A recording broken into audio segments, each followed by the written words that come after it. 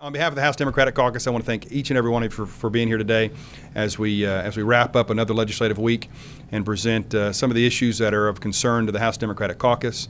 First and foremost on our minds with the upcoming press conference or upcoming teacher rally on Monday, the House Democratic Caucus is excited to welcome over 20,000 teachers, parents, superintendents, principals from all across the state to their state capitol at a time when several of my Republican colleagues have basically slammed the door in the faces of those teachers and parents, said, "You're not welcome here, you stay home."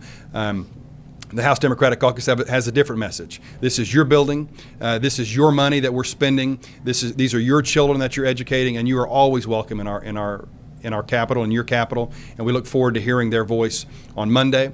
We hope that when they leave here on Monday, they take a message with them, and that message is that legislators in this building must be held accountable for the decisions that they make that affect public education. Those decisions are whether they fully fund public education appropriately, whether they cut taxes and make life more difficult to fully fund education appropriately, and whether they'll stand up and support a budget that doesn't increase per pupil expenditure funding for public schools. That's the message that we're going to deliver on Monday to those teachers and principals and parents, and we hope that they take that to each and every one of their own members, be they Republican or Democrat, and then take it home with them and hold them accountable, not only this session but in this coming election cycle. Because if people aren't held accountable for their decisions, you continue to get what education has gotten the last 4 or 5 years, which is reduced funding, more unfunded mandates, more testing, and when we know that at the end of the day, all of that has been bad for common education. So we're excited about that.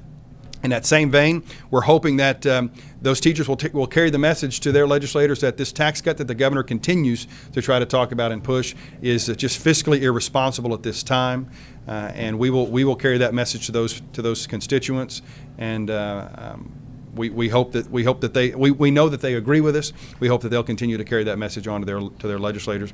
And then we just had some new numbers that were released concerning pensions. It looks like a plurality of Oklahomans, certainly not it looks like a plurality of Oklahomans do not support going from a defined benefit plan to a defined contribution plan for state employees. This plan, we believe, that's been offered up by Representative McDaniel in the House will end up costing the state millions of dollars over the lifetime of the plan, and would dramatically reduce the benefits for state employees. And we hope that as that plan moves along in the Senate, the state senators, be they Republican or Democrat, will understand the gravity of the situation and not pass that bill. And finally, we're calling on some leadership on behalf of the governor. The governor was elected to lead this state, and the governor for the last several years has said that she supports Common Core.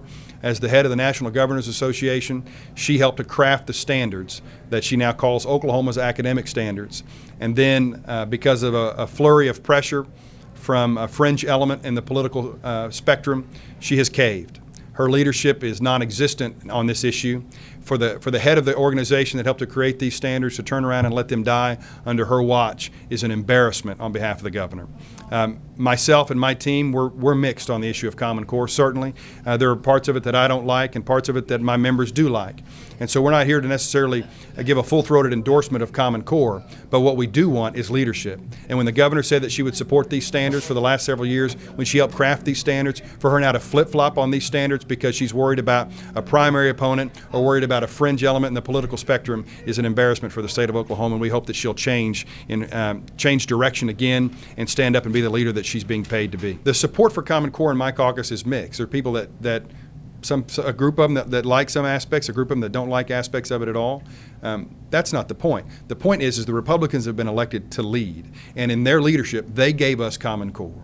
The Republican House and Republican Senate gave the state Common Core. Now they're repealing it. So what they've done is they've asked our students and teachers and principals to spend thousands of dollars the last several years to implement this program that they said, that the House and Senate Republicans and the governor said was important for moving the state forward in an educational way. Now they're asking them to repeal it. It took years to establish standards, and under this plan, because they're worried about a primary opponent and worried about a primary election here in just a few months, this plan that's being slapped together so quickly so they can all have a no vote, or they can all have a yes vote in repealing Common Core, is now jeopardizing federal funding. It's also jeopardizing, just simply put, the education of our children.